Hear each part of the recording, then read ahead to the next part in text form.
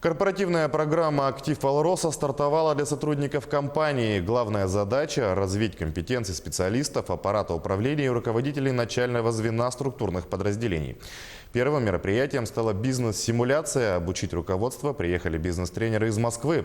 Как на практике научиться управлять бизнесом, рассказывает Анна Брянская. Взрослые мужчины внимательно наблюдают за разноцветным паровозом. В нем условный товар – золото, серебро, медь.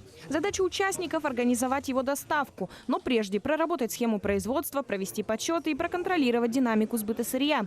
Вместо лекций тонкости ведения бизнеса специалистам Алроса решили показать в игровой форме. 7 человек управляют компанией, таких компаний у них 4.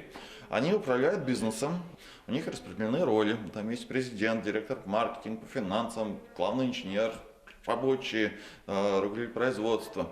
И они в цикл производственный, что есть 1 час, это 1 игровой год, управляют этим предприятием, что значит получают контракт, довозят сырье до своего завода, производят пинцетами, устанавливают новое оборудование, доводят к клиенту, получает деньги, зарабатывает прибыль, делает отчеты.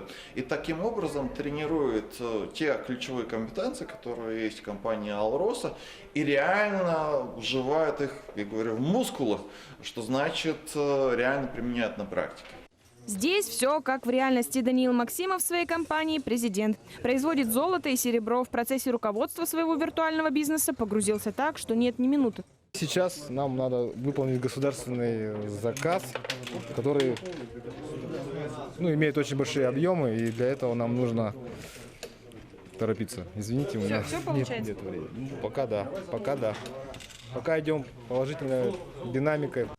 В команде Александра Иванова производят водяные насосы и серебряные холодильные витрины. Признается, удержать свой, пусть и виртуальный бизнес на плаву непросто. Утвердили оборудование новое для завода, которое ни у кого не используется. Вагон модернизировали для ускорения процесса. Однако есть сложности с взаимодействием с топ-менеджментом. И, соответственно, модернизацию самих станков, к сожалению, пока мы не сделали на заводе. За 3 дня специалисты меняют профессиональное направление несколько раз. Сегодня это финансовый менеджер, завтра президент компании. Такая игра-симуляция позволяет показать участникам особенности разных должностей.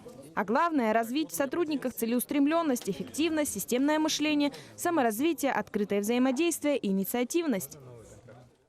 Я по профессии геолог, работаю главным специалистом в отделе поисковой геологии. То есть для вас это сейчас все в новинку? Или все-таки нет? Это все в новинку. Цифрами я никогда не работал, но увлекает. Бизнес-тренеры добавляют, зачастую, сидя в кабинете и выполняя рутинные обязанности, работникам бывает сложно увидеть детали. Симуляция внутренних процессов предприятия помогает увидеть их. Организаторы отмечают, программа направлена на развитие алмазных стандартов Алроса. Анна Брянская, Алексей Меркулин, телеканал «Алмазный край».